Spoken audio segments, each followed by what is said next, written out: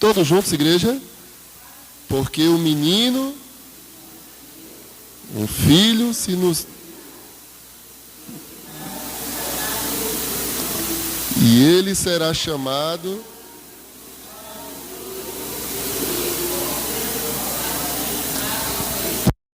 Paz. Amém. A ideia era essa mesma. São várias versões, mas que você pôde participar. Eu queria que somente os visitantes ficassem de pé e os demais irmãos sentassem. Amém. Família da irmã Ana Paula, que já é de casa, não é? E temos a família das mães Meruli, temos também a irmã ali atrás, e nós temos uma saudação para vocês. Como é a igreja? Sejam bem-vindos, em nome de Jesus. Volte sempre, fique com a gente. Gostamos de receber visitantes, e se quiser deixar de ser visitante, pode deixar também. Só é ficar vindo sempre, viu? Deus abençoe, obrigado por sua presença. Pode sentar. E eu queria ter um momento de dedicação de dízimos e ofertas nesse instante.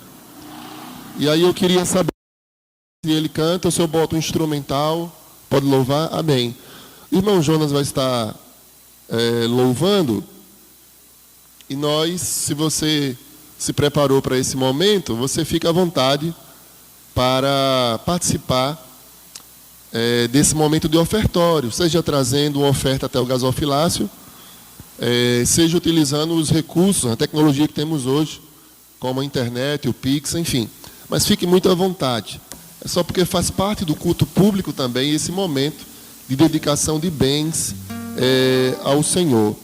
A palavra do Senhor diz que cada um dê conforme determinou no seu coração, não com tristeza ou por necessidade, porque Deus ama a quem dá com alegria. Então, enquanto o irmão Jonas louva, a igreja fica à vontade para assim ofertar. Um menino nos nasceu, um filho se nos deu, o domínio do universo em seus ombros estará. Maravilhoso, conselheiro e forte Deus, Pai eterno, príncipe da paz, se chamará. Lá em Belém nasceu Jesus.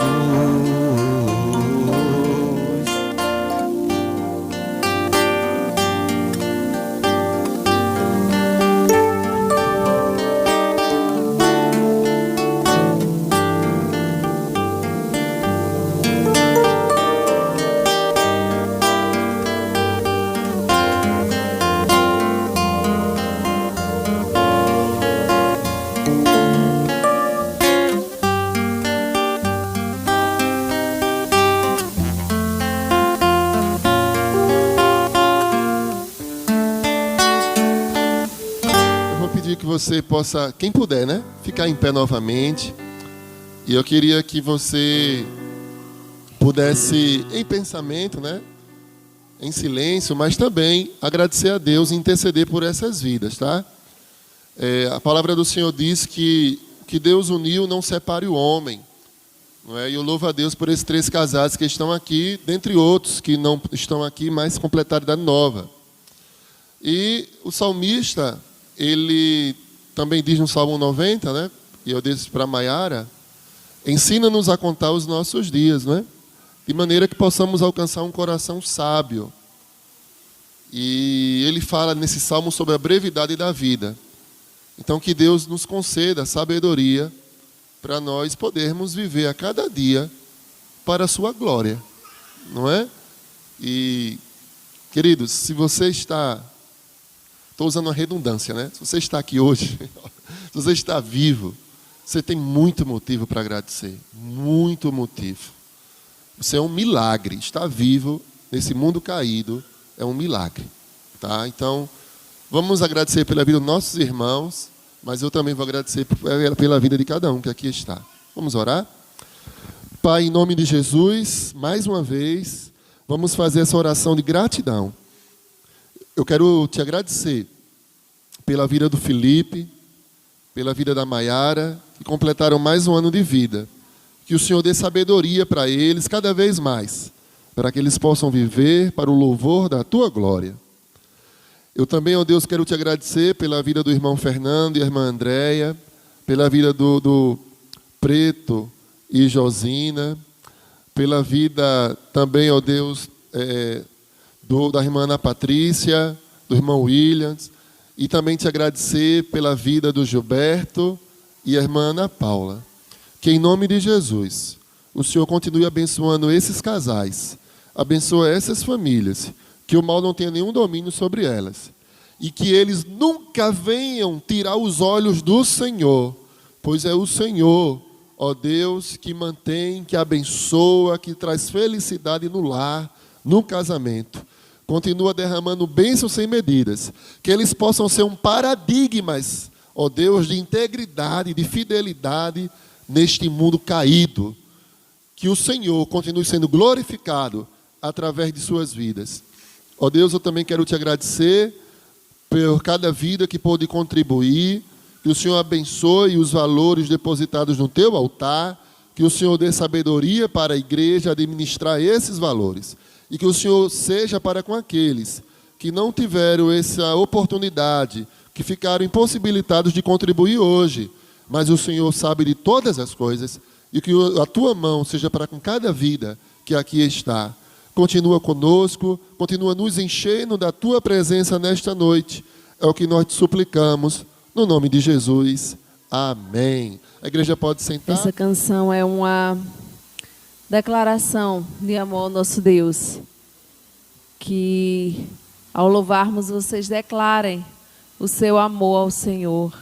Que vocês o amam de todo o coração. Porque o amor do Senhor para conosco é um amor eterno, um amor sem limites, um amor de preço de sangue. E enquanto nós estivermos louvando ao nosso Deus, que vocês possam estar se derramando e se declarando ao nosso Deus.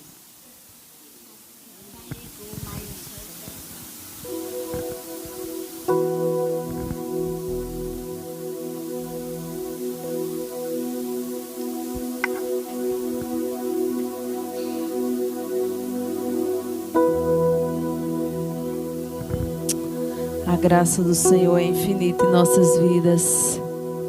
Seu amor não falha.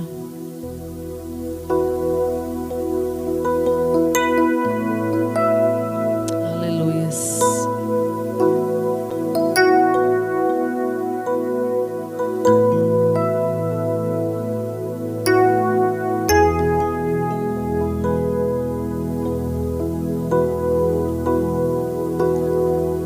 Te amo, Deus, sua graça nunca falha. Todos os dias eu estou em tuas mãos.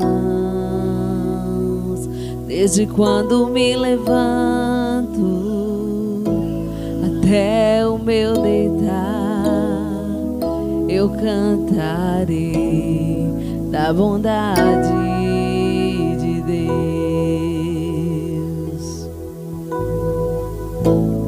És fiel em todo tempo, em todo tempo tu és tão bom.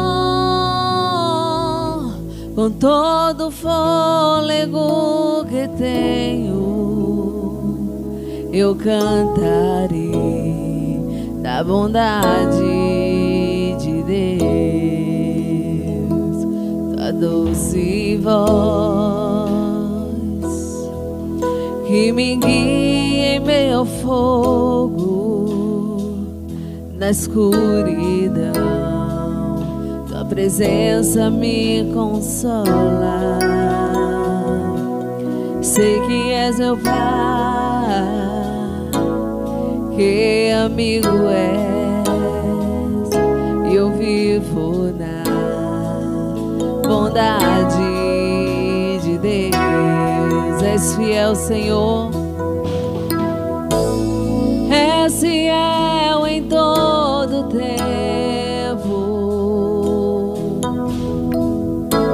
Em todo tempo tu és tão bom. Com todo o fôlego que tenho, eu cantarei da bondade de Deus. És fiel em todo tempo. Em todo tempo tu és bom. Em todo tempo tu és tão bom. Com todo fôlego que tenho, eu cantarei da bondade de Deus.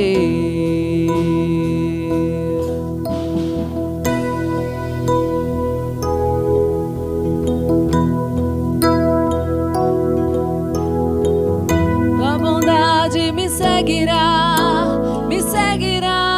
Senhor.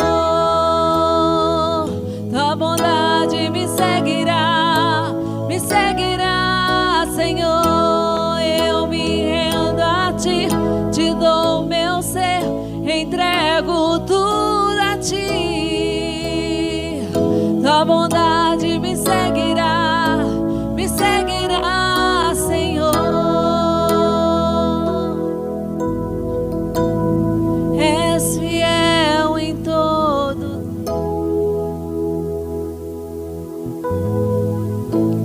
todo tempo tu és tão bom. Com todo o fôlego que tenho, eu cantarei da bondade de Deus. Eu cantarei da bondade de Deus. Amém, glória a Deus.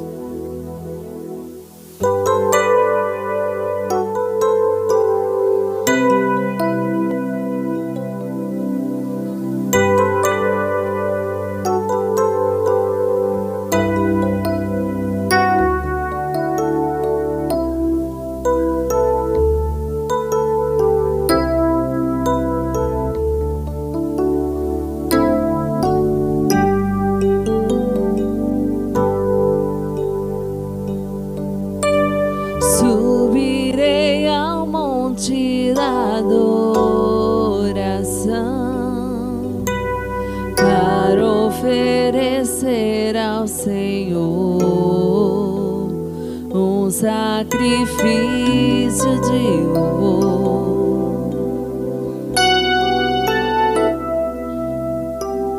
O melhor de mim quero dar.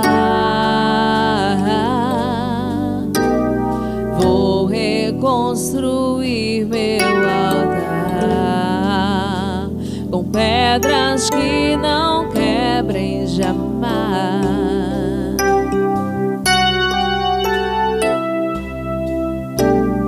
Pedras que resistam ao vento. Pedras que resistam às chuvas. Porque na alegria ou na luta eu vou louvar.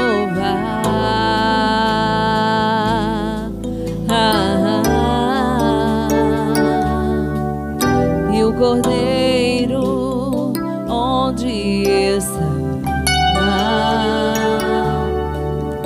Jeová Jireh, Deus proverá.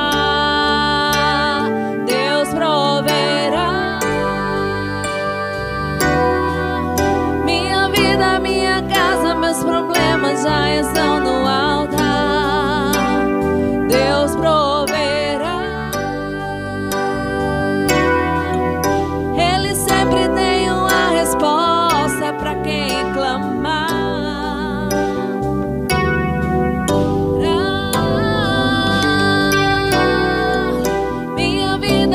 minha casa, meus problemas já estão no altar.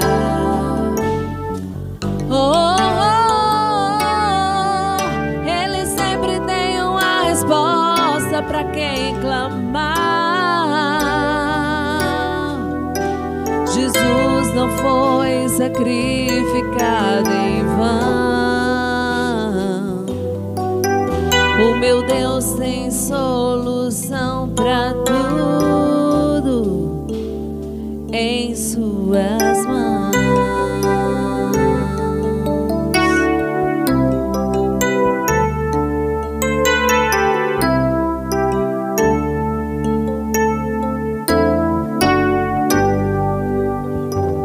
Subirei ao monte da adoração para oferecer ao Senhor um sacrifício de louvor.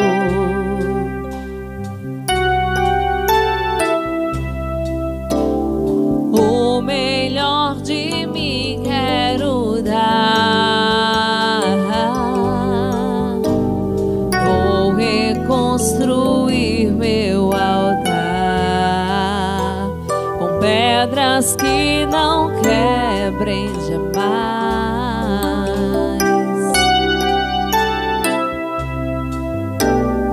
Pedras que resistam ao vento, pedras que resistam às chuvas, porque na alegria ou na luta eu vou louvar.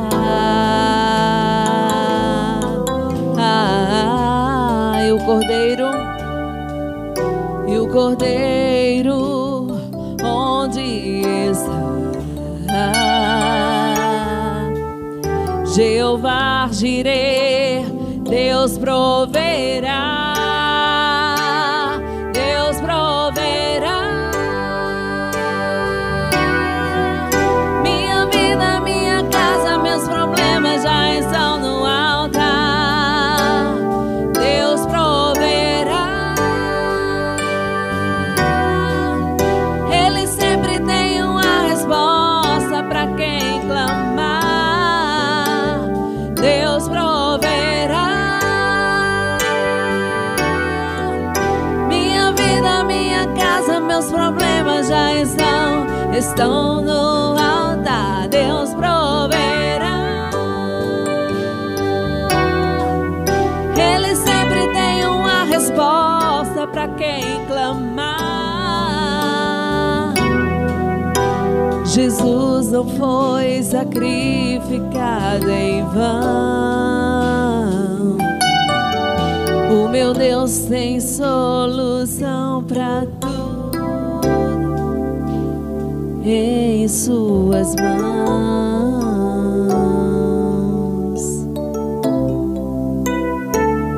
Aleluias. Aleluias, glória a Deus.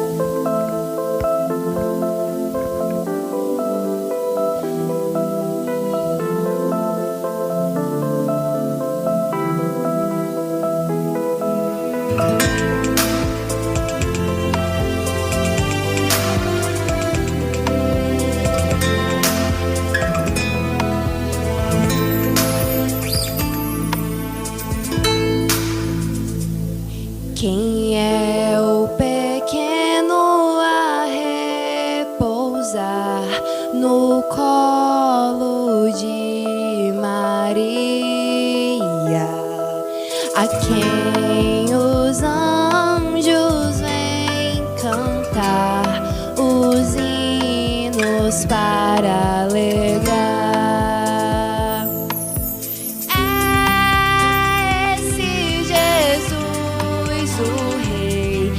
Anuncia a paz a quem Deus quer bem. Da virgem eleita é o neném, Jesus que nasceu em Belém.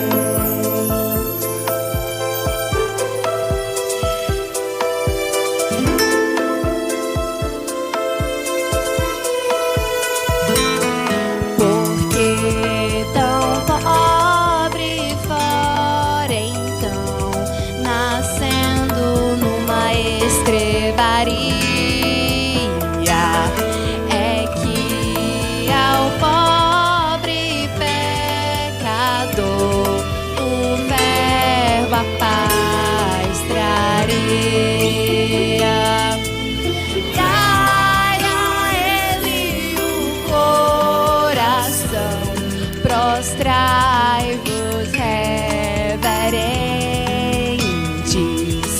aos pés do Rei que a salvação nos trouxe eternamente.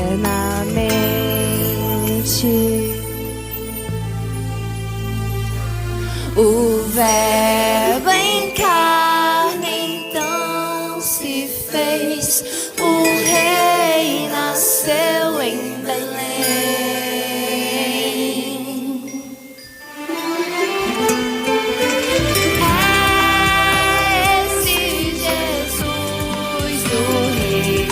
Anuncia a paz a quem Deus quer ver. Da virgem eleita é o neném, Jesus que nasceu em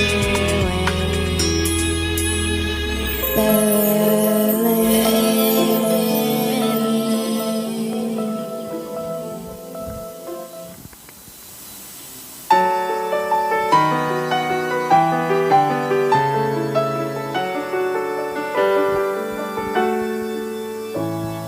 Surgem anjos proclamando paz à terra e a Deus louvor.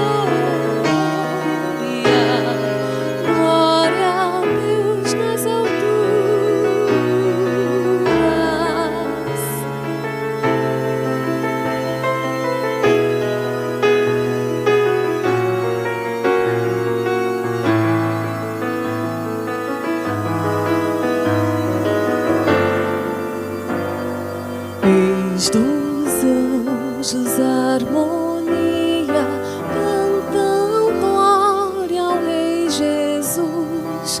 Paz aos homens, que alegria, paz com Deus em plena luz.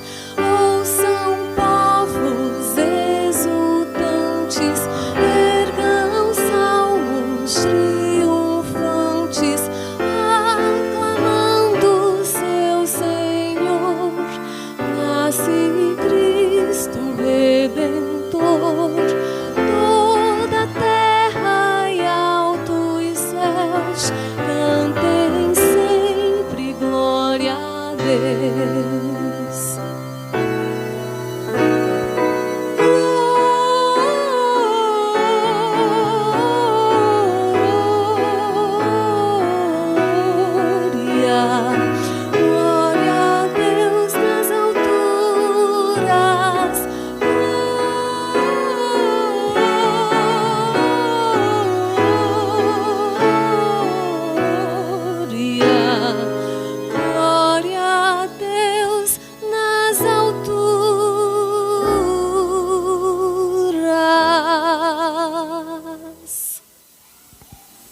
Glória a Deus. Glória a Deus. Como é bonito, né? Esses cânticos. Ainda vai ter outra depois.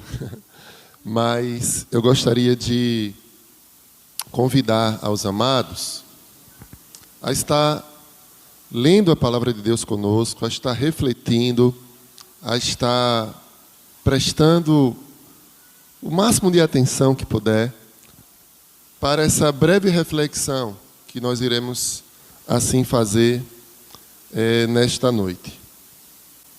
Geralmente, as pessoas, nessa época do Natal, elas gostam muito de citar o menino Jesus. Não é? Você vê muito ali, né, os presépios, sempre colocam ali uma imagem de uma criança, né, de um bebê. E a ênfase é sempre no menino. E geralmente, quando muitos vêm pregar, falar acerca disso, muitas vezes vai citar aqueles evangelhos que cita ali, não é, a história do nascimento de Jesus. Eu particularmente, eu gosto muito, durante essa época do Natal, de iniciar por Gênesis, e também gosto muito do Evangelho de João. Evangelho este que, inclusive, estamos estudando nos cultos de doutrina, né? Oração e doutrina, nas terças e quartas-feiras, aqui nas quartas-feiras nesse templo. E é interessante como o João, né, o autor ali do quarto evangelho, interessante como ele não se preocupa, né, em citar o nascimento de Jesus. A ênfase de João é no Cordeiro, é no Messias, é no Verbo encarnado.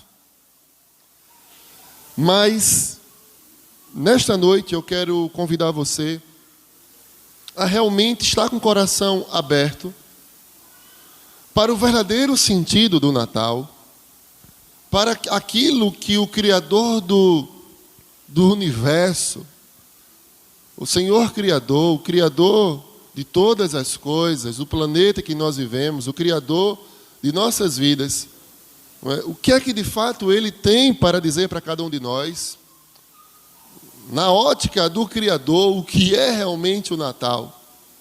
Eu digo isso porque quando nós olhamos para a cultura que nós também vivemos hoje, você percebe muita distorção, né? Você vê muito acréscimo. Você percebe o quanto que, inclusive, o comércio, né, explora essa época e outras figuras, né? Você encontra Papai Noel, não é, duendes, você encontra aí o quebra-nozes e tantas coisas. E alguns que preferem até rechaçar totalmente essa época do Natal. E muitas vezes tem até grandes argumentos, como, por exemplo, todos nós sabemos que Jesus ele não nasceu no dia 25 de dezembro.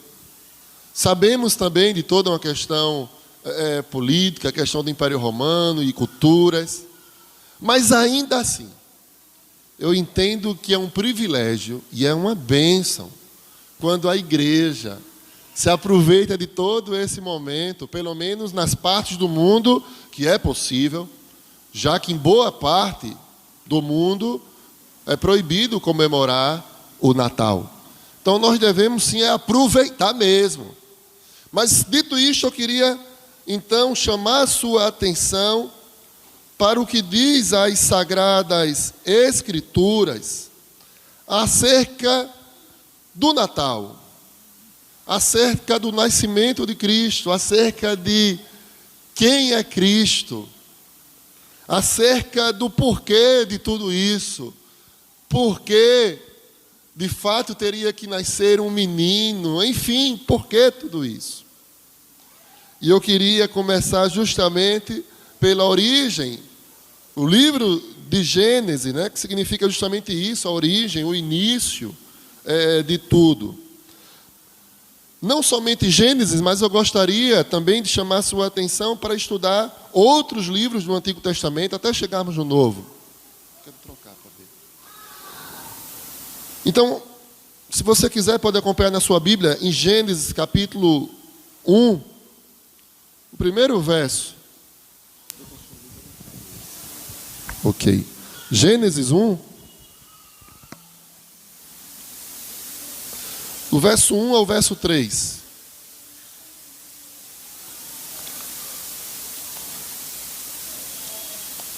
E diz assim a palavra do Senhor: no princípio criou Deus os céus e a terra. A terra, porém, estava sem forma e vazia. Havia trevas sobre a face do abismo, e o Espírito de Deus pairava por sobre as águas. Disse Deus: haja luz, e houve luz. E em João capítulo 1, versículo 1 diz: no princípio era o Verbo, e o Verbo estava com Deus, e o Verbo era Deus. No versículo 14 de João 1 diz assim: e o Verbo se fez carne e habitou entre nós, cheio de graça e de verdade, e vimos a sua glória, glória como do unigênito do Pai. Por que eu remeti justamente no Natal a esse texto de Gênesis e fiz essa ligação com João capítulo 1? Porque, queridos irmãos, quando diz que no princípio criou Deus os céus e a terra, significa que desde a eternidade, Cristo, que é Deus, ele sempre existiu. A Bíblia nos mostra um Deus triuno, Deus Pai, Deus Filho e Espírito Santo. Então, ele criou todas as coisas. Lá em Colossenses 1,16 diz também que Cristo, ele é o autor de todas as coisas. Sem ele, nada do que existe haveria de existir. Então, primeiramente, eu quero deixar algo muito claro. Que Cristo, o Messias, né? Jesus, ele é Deus. E sempre existiu. Sempre. Cristo, ele é um ser não criado. Quem criou Cristo? Né? Quem criou Deus? Deus, ele é um ser não criado. É um ser eterno. Criou todas as coisas de maneira perfeita. Porque quando nós olhamos ainda o texto sagrado, e o próprio Deus diz que viu Deus tudo quanto fez, e eis que era muito bom. Muito bom. Só que ainda no livro de Gênesis, para que você entenda o motivo pelo qual Cristo teria que de fato se encarnar, você precisa entender a narrativa de uma tragédia. Tragédia, algo ruim. Toda tragédia, ela traz terríveis consequências. Consequências que todos nós sofremos, inclusive. ainda hoje. Então, quando nós olhamos no capítulo 3 de Gênesis, tem a narrativa ali de uma rebelião. Uma rebelião do homem contra o Criador. Do homem contra Deus. Do representante da raça humana, Adão, que se deixou levar pelaquilo que a palavra diz que é as concupiscências da carne, a concupiscência dos olhos e a soberba da vida. Porque em Gênesis, no capítulo 3, mostra que a serpente, mostra aqui que Satanás, não é, na figura aqui de uma serpente, ele foi tentar assim o homem, primeiramente através da mulher, mas o representante da raça era Adão, e a ordem, de fato, era para que ele, de maneira alguma, desobedecesse Deus e comesse especificamente de um fruto de uma árvore específica. Nós não sabemos, ninguém sabe que fruto era esse, viu, queridos? Não se sabe. Há muitas conjecturas, mas a Bíblia não diz. Mas a questão é que Deus colocou um limite para o homem. Você pode comer de tudo, mas esse específico não. Deus deu um limite para ele naquele jardim. E diz que a serpente astuta, conforme a narrativa do capítulo 3, primeiro que ela foi dizer que a mulher, ela seria como Deus. Foi dizer que, apesar de Deus ter dito para não comer, porque eles morreriam, ela não ia morrer. A serpente, como até hoje, sempre mentindo, enganando. Mas no versículo 6 diz que a mulher viu que aquela árvore era boa para se comer, agradável aos olhos, desejável para o entendimento, queria ser como Deus. Então ela tomou do fruto, comeu, e diz que ela também deu ao seu marido. E a parte mais triste aqui é que diz que, e ele, Adão, comeu com ela. E nesse momento foram abertos os olhos, ambos conheceram que se estavam nus e ainda tentaram resolver a situação do seu jeito. Eles foram ali fazer costura, mas com folhas de figueira. Fizeram aventais para cobrir a sua nudez, tentando dar um jeitinho para o seu terrível ato de desobediência a Deus, assim como os homens ainda fazem hoje. Mas aí Deus o chamou, ele se escondeu, não é? Mas Deus foi até ele, Deus o questiona, ele foi botar a culpa na mulher, botou a culpa também no próprio Deus, o Adão fez isso. E aí Deus fala no versículo 14, diz que, disse a serpente, porquanto fizeste isso, maldita serás por todas as bestas, e mais que todos os animais do campo, sobre o teu ventre andarás, e pó comerás todos os dias da tua vida.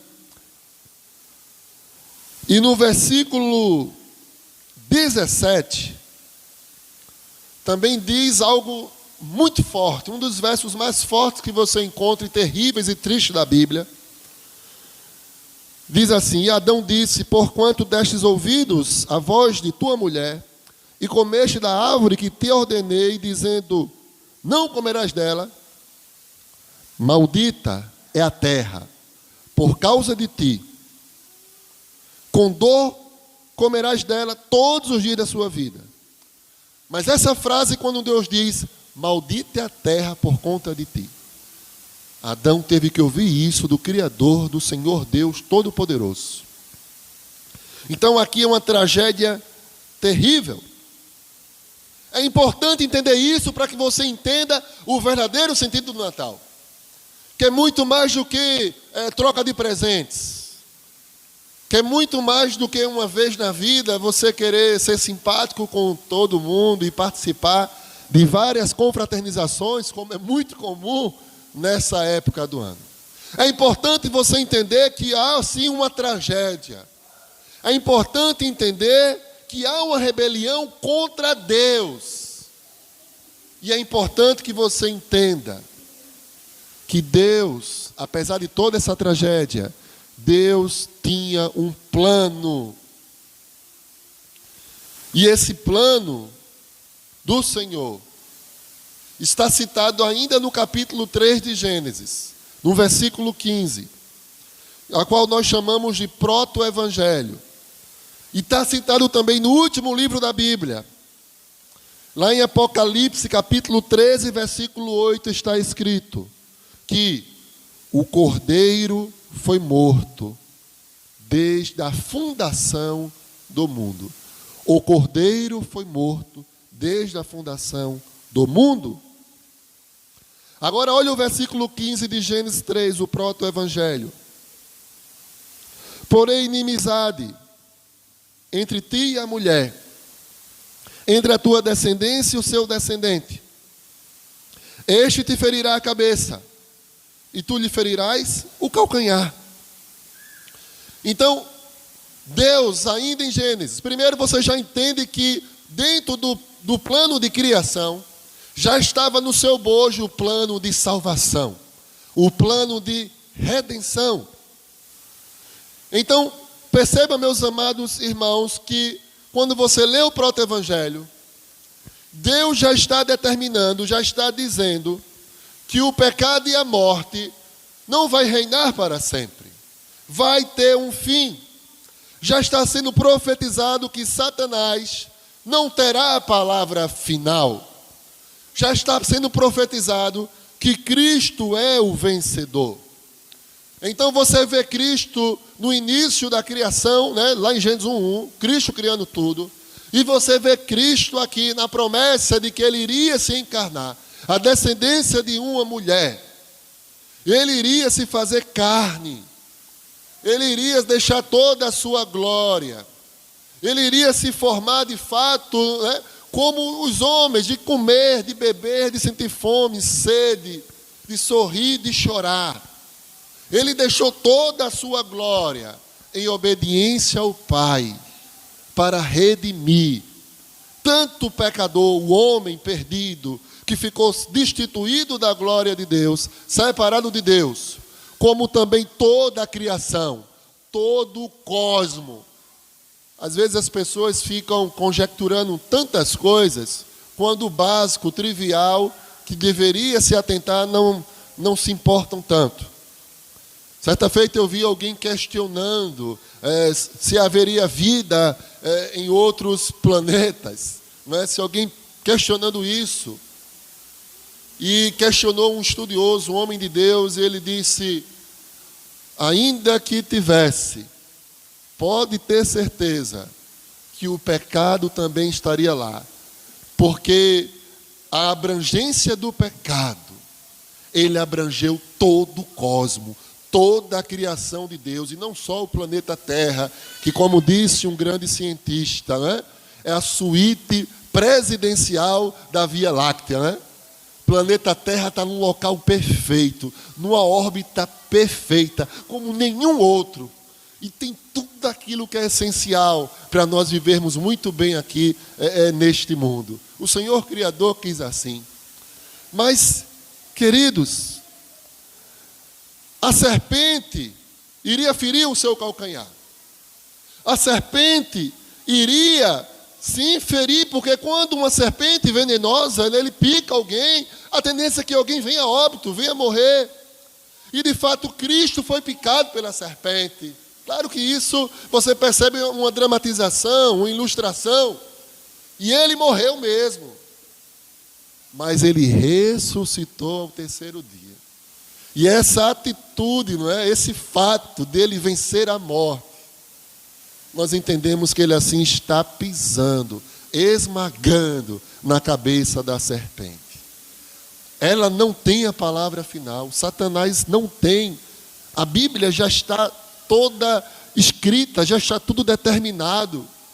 Quem leu a Bíblia, o início, não é? E toda a Bíblia e o fim, ou se você já quiser ler a partir do fim, você vê já que Satanás é um derrotado. A vitória final já está decretada. E a vitória do Cordeiro de Deus que venceu a morte, que esmagou a cabeça da serpente. Perceba que é nessa ótica que você deve enxergar o Natal. É nessa ótica do Cristo, que é um ser não criado, que é Deus, que sempre existiu. Sempre existiu. Eu, particularmente, não gosto de presépio que tem a imagem ali de um bebê, de uma representação. Porque Deus não quer ser representado por nenhuma imagem, nenhuma. Não precisa disso. Eu entendo que aí vamos de encontro com o mandamento do Senhor para não fazer imagem de escultura nenhuma.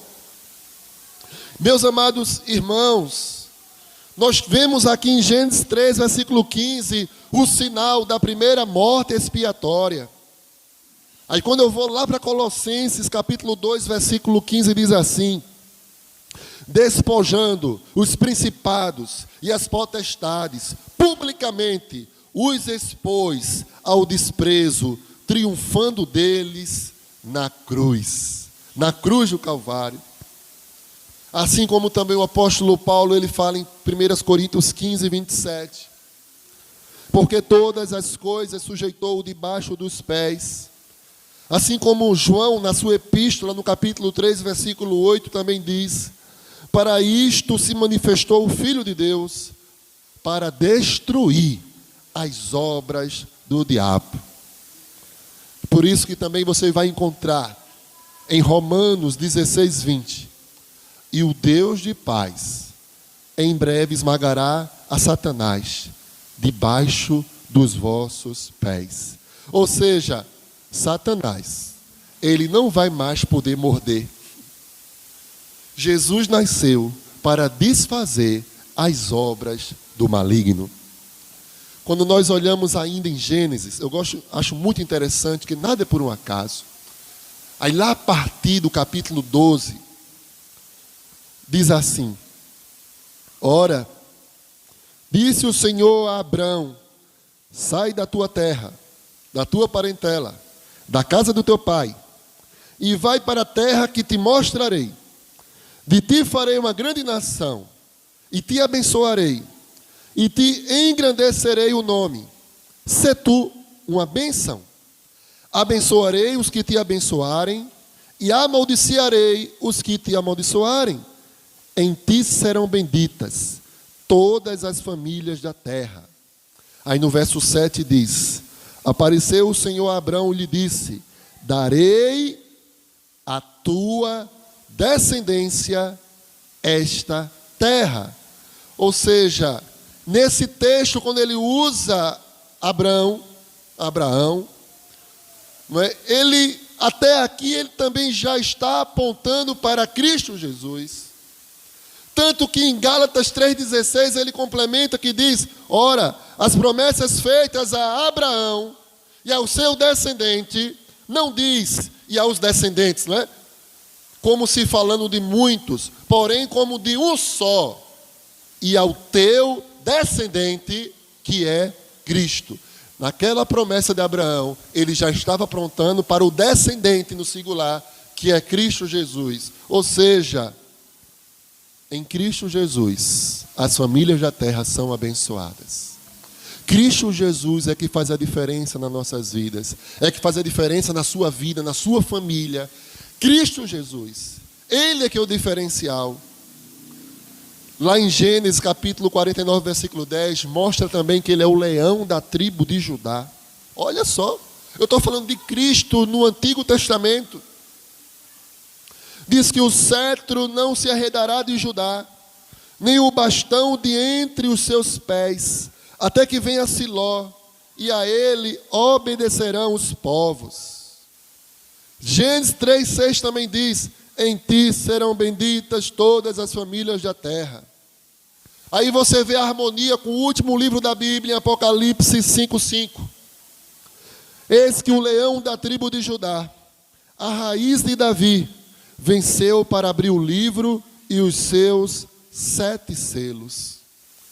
Você olha agora o livro daquele que teve também um tríplice ministério, de sacerdote, profeta e juiz, 2 Samuel 7, 12 ao 16. As escrituras sagradas também remetem a Cristo, o teu descendente, que diz: quando teus dias se cumprirem e descansares com os teus pais, então farei levantar depois de ti o teu descendente, que procederá de ti, e estabelecerei o seu reino. Este edificará uma casa ao meu nome, e eu estabelecerei para sempre o trono do seu reino. Eu lhe serei por pai, e ele me será por filho. Se vier a transgredir, castigá-lo-ei com varas de homens, com açoite de filhos dos homens. Mas a minha misericórdia se não apartará dele, como a retirarei de Saul, a quem tirei de diante de ti. Porém a tua casa e o teu reino serão firmados para sempre diante de ti. Teu trono será estabelecido para sempre. O Cristo Jesus, queridos irmãos, ele que também teve um tríplice ministério, ele que também é sacerdote, profeta e rei, e o seu reino jamais terá fim. Então, perceba que apesar, quando você olha para o Antigo Testamento, quando você olha para Davi, quando você olha para o colapso moral que havia até naquela família de Davi, né? A dinastia davídica, uma decadência moral de seus reis, né? Você vê Acais, que é um rei mau, que não confia em Deus, não é? Mas confia no braço de homens. Aí Deus dá um aviso a toda a casa de Davi. Mas tudo aquilo que acontecia ali no meio do povo de Deus, do povo de Israel, tudo aquilo ali estava apontando para Jesus. As pessoas deveriam ter uma visão não materialista, não no aqui e agora. Como disse Jesus, o meu reino não é deste mundo. Mas Jesus, ele é o cerne de toda a Bíblia. Toda a Bíblia aponta para Jesus. Ele é a centralidade, ele é o centro. E é por isso que Jesus deve ser o centro da sua vida. É por isso que Jesus deve ser o centro do culto público. O centro do culto nunca deve ser o homem. Nunca pode ser ou seja, o homem não pode ser adorado, né? Não pode ser algo antropocêntrico, né? O homem não pode ser o centro, mas sim Cristo deve ser o centro de tudo e todas as coisas. O centro da nossa vida, queridos irmãos, deve ser Cristo. É por isso que não tem como alguém me convencer que qualquer outro método, coisas, estudo, ciência, medicação, como isso vai dar contentamento, satisfação para o indivíduo sem Jesus, sem Cristo? Não tem como, porque foi Ele que nos criou, Ele criou o mundo, Ele inclusive morreu para que o homem tivesse de fato harmonia com Ele, relacionamento com Ele. Então não se trata do homem, mas se trata dEle. Muitas vezes nós queremos contemplar a nossa própria existência, como se nós fôssemos grande coisa ou alguma coisa. Mas na verdade a ênfase é Cristo, o centro é Cristo. Cristo, ele deve ser tudo, queridos irmãos. É a razão da nossa vida. E é isso que a Bíblia aponta de capa a capa, de Gênesis a Apocalipse. Lucas 1,35, respondeu-lhe o anjo: descerá sobre ti o Espírito Santo, e o poder do Altíssimo te envolverá com a sua sombra. Por isso também o ente santo que há de nascer será chamado Filho de Deus. Nós vimos aqui um rei cósmico, e o seu nome será, conforme nós lemos lá em Isaías 9, 6 ao 7. Porque um menino nos nasceu, um filho se nos deu, o governo está sobre os seus ombros, e o seu nome será Maravilhoso Conselheiro, Deus Forte, Pai da Eternidade, Príncipe da Paz, para que se aumente o seu governo e venha paz sem fim sobre o trono de Davi e sobre o seu reino, para o estabelecer e o firmar mediante o juízo e a justiça, desde agora e para sempre. O zelo do Senhor dos Exércitos fará isso. Ainda em Isaías é conhecido como o Evangelho do Antigo Testamento. É o Evangelho do Antigo Testamento. Na teologia nós fazemos referência a ele assim. Aí você vê Isaías 11, do 1 ao 2, diz assim: do tronco de Jessé sairá um rebento, das suas raízes um renovo, repousará sobre ele o Espírito do Senhor, o Espírito de sabedoria, e de entendimento, o espírito de conselho e de fortaleza, o espírito de conhecimento e de temor do Senhor. Isaías 11, verso 10 diz: naquele dia recorrerão as nações à raiz de Jessé, que está posta por estandarte dos povos, a glória lhe será morada. Meus amados irmãos, até hoje tem nações que sofrem, porque não compreendem essa palavra. Quando Jesus veio, a Bíblia diz que veio para os seus e os seus o rejeitaram. Eles estavam esperando alguém para libertar a sua nação do jugo romano, do Império Romano. Ele queria, de fato, um grande guerreiro, que fosse levantar uma grande guerra. E Jesus chega e diz: meu reino não é deste mundo. E até hoje muitos não entendem quem é Jesus. Muitos não entendem quem é Cristo. Muitos, de fato, desprezam. Estão procurando um Cristo que seja como um gênio da lâmpada, alguém que existe só para fazer ou satisfazer os seus desejos, as suas necessidades. Mas Cristo é rei. Ele que deve ser exaltado, engrandecido. Ele que sim, que deve ser servido e honrado. Os homens estão buscando honra. Querem até que Deus o honre. Querido, não vá por esse lado. Mas se preocupe em honrar a Deus. Se preocupe em glorificar a Deus. Mateus 1:1 fala: livro da genealogia de Jesus Cristo, filho de Davi, filho de Abraão. Por isso é que fala da raiz de Jessé, não é?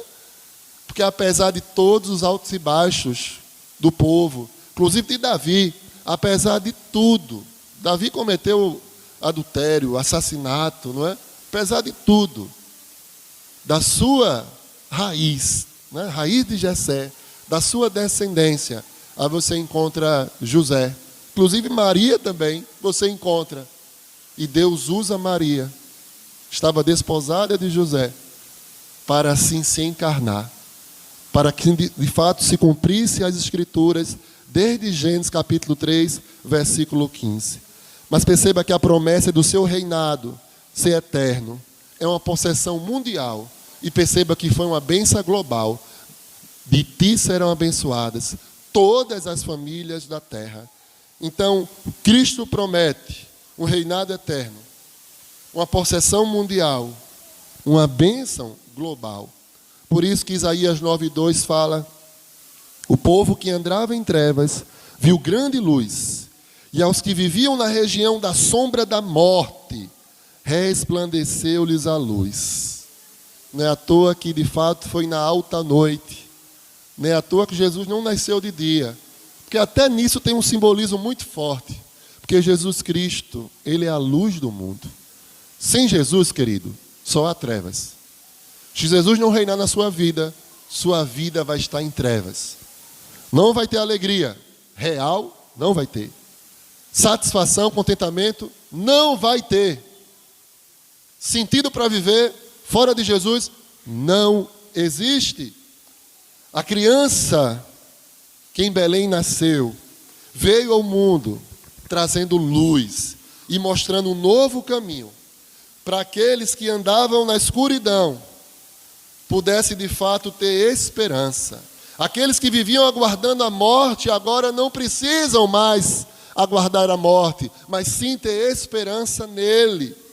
Ele veio para dar sentido à vida. Ele veio para oferecer um lugar de comunhão, um lugar de paz. Por isso, que você reflita nesta noite. Já que estamos vivenciando o Natal, em que sentido a presença de Jesus trouxe luz para a sua vida? Em que sentido a presença de Jesus trouxe luz e vida para você? Ou seja, não é só uma tradição, não é só um ritual ano a ano da melhor época do ano para muitos, inclusive desde criança sempre gostei dessa época, não é? Mas não é somente uma tradição, um calendário que vai se repetir dia após dia. E mais uma vez eu digo, Jesus não nasceu em 25 de dezembro, era impossível isso. Mas a questão é reflita. Que diferença fez na sua vida o Cristo se fazer carne? O Verbo se fazer carne. Que diferença fez na sua vida?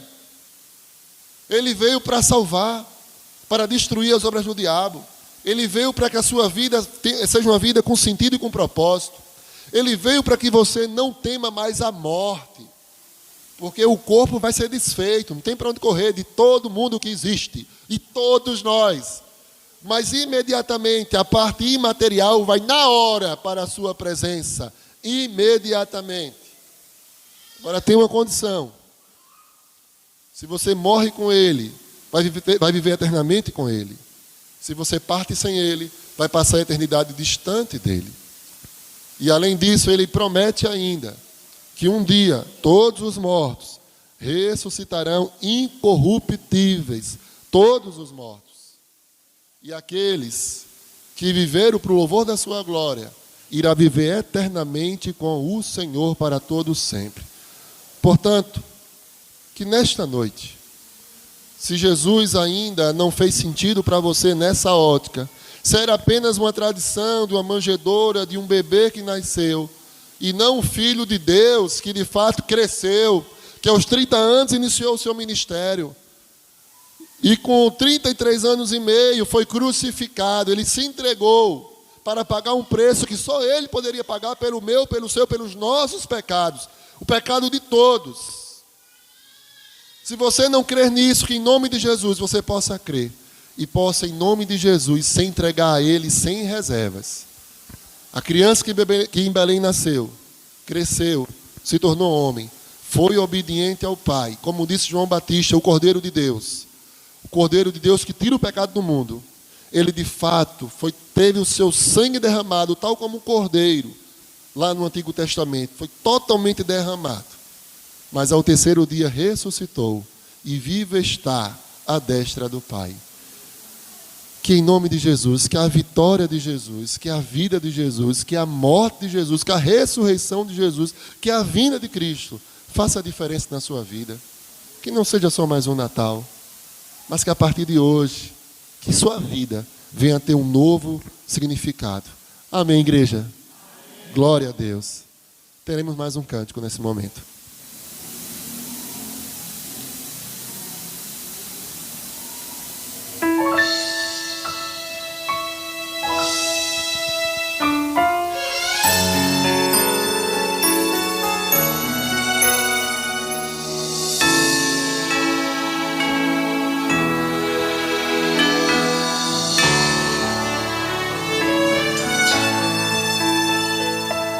Tudo é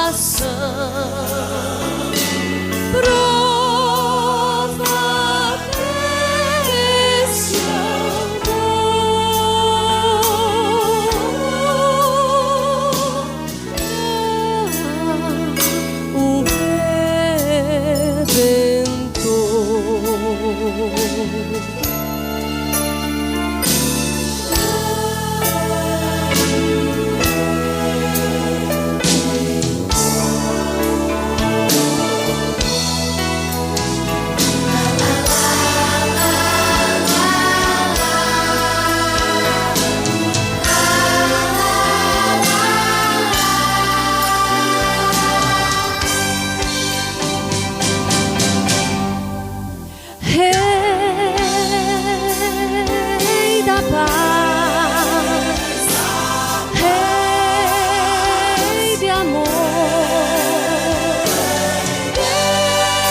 Este mundo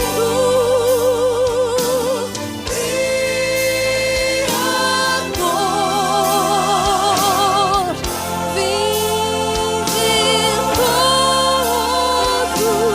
lhe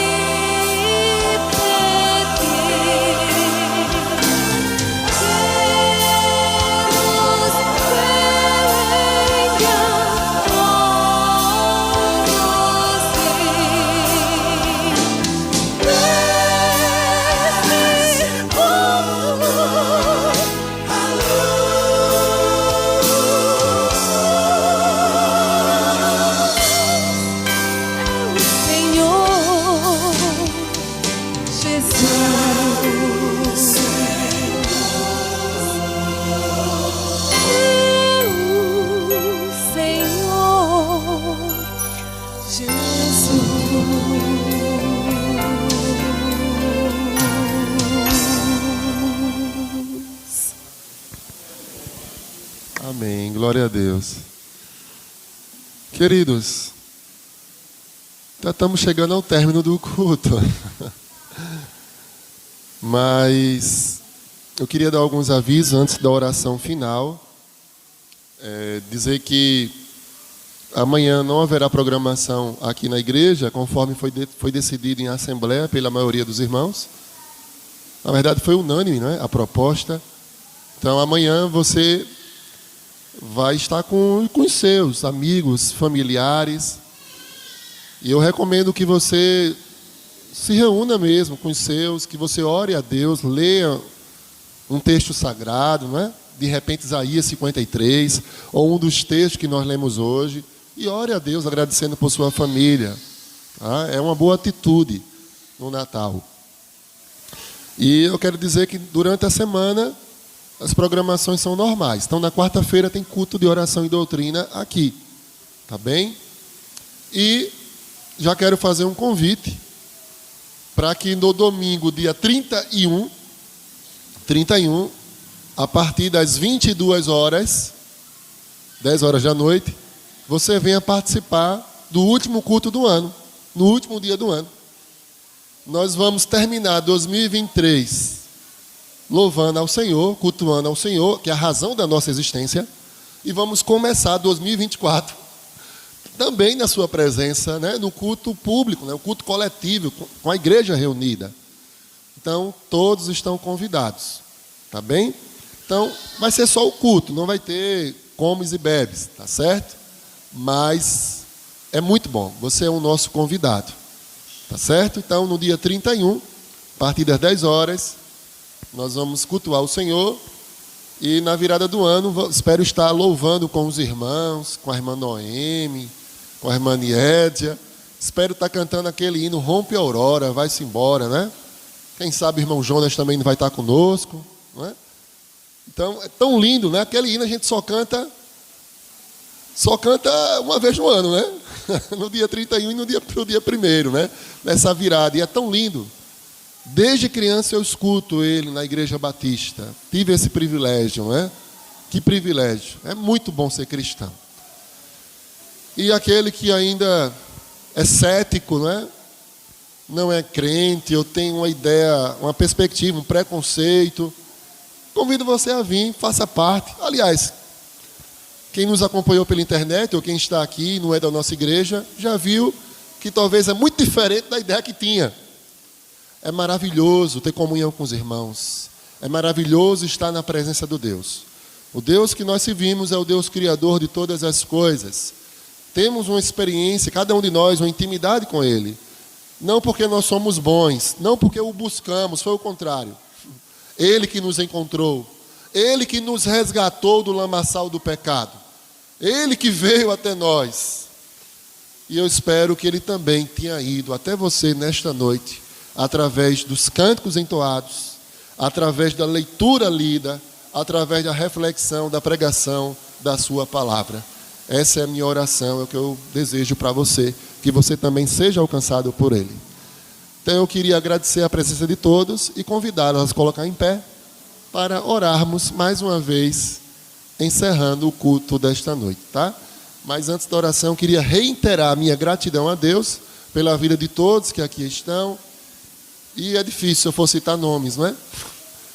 Viu? Então, irmão Bruno, irmã Nied, irmão Felipe, irmão Yuri, irmã Ana Laura, o pessoal da banda e diáconos, Maiara, queridos, Socorro. Pessoas que dedicaram assim suas vidas para que o culto acontecesse. É interessante isso, não é? Por trás de todos os bastidores. Então eu agradeço. No Senhor o vosso trabalho não é vão. E eu espero vocês, tá bom, nos próximos cultos, inclusive no culto da virada. Tá bom? Em nome de Jesus. E se você quer confessar Jesus como o Senhor e Salvador, você pode fazer isso em silêncio. E depois fica vindo para a igreja para fazer o discipulado, né? Aprender mais de Jesus. Mas renove o seu compromisso com Deus. Resolva a sua vida com Deus. Aceite o Cristo como o Senhor e Salvador da sua vida, no seu coração. Vamos orar. Pai, em nome de Jesus, queremos te agradecer, porque tu és tão bom. Te agradecer, Senhor, porque tu enviastes, ó Deus, teu Filho unigênito, para se entregar, para morrer, para salvar aqueles, ó Deus, que de forma obstinada pecam contra o Senhor. Ó Deus, muito obrigado pelo favor imerecido, graça, favor imerecido. Muito obrigado porque o Senhor tomou iniciativa e veio até o nosso encontro. Muito obrigado. Obrigado, Jesus. Tu és bom. Ó Deus, em nome de Jesus, ó Pai, toca no coração de vidas nessa noite. Talvez o Senhor já tenha tocado pelos cantos, pela leitura da palavra. As pessoas que estão acompanhando em casa ou que vão ver o vídeo depois. Que em nome de Jesus, que teu Espírito Santo incomode, toque. E que nesta noite haja salvação. Que nesta noite haja arrependimento. Que possamos nos arrepender, ó Deus. Que possamos renovar o nosso compromisso com o Senhor. Talvez durante todo o ano nós estivéssemos tendo uma vida egoística. Uma vida onde estivéssemos buscando primeiramente nossos próprios interesses. Mas em nome de Jesus, nos perdoa. Que possamos nos dedicar mais ao Senhor. Viver para o Senhor. Viver para o louvor da Tua glória. Ó Deus, se há pessoas aqui sem paz, se há vidas sem sentido, pessoas deprimidas, ansiosas, sem razão para viver, em nome de Jesus, Pai, que em Cristo, que haja contentamento, que haja sentido, que haja satisfação. Ó Pai, vem nos encher do Senhor. Ó Deus, que em nome de Jesus, cada um de nós possamos sim verdadeiramente ter um feliz Natal. É o que eu te suplico, no nome de Jesus. Amém. E que a graça do Senhor Jesus, o amor de Deus e a comunhão do Espírito Santo seja com todo o povo de Deus, hoje e sempre. Amém. Deus abençoe a sua vida e que você possa desejar para quem estiver do seu lado, assim como eu desejo para você, um Feliz Natal.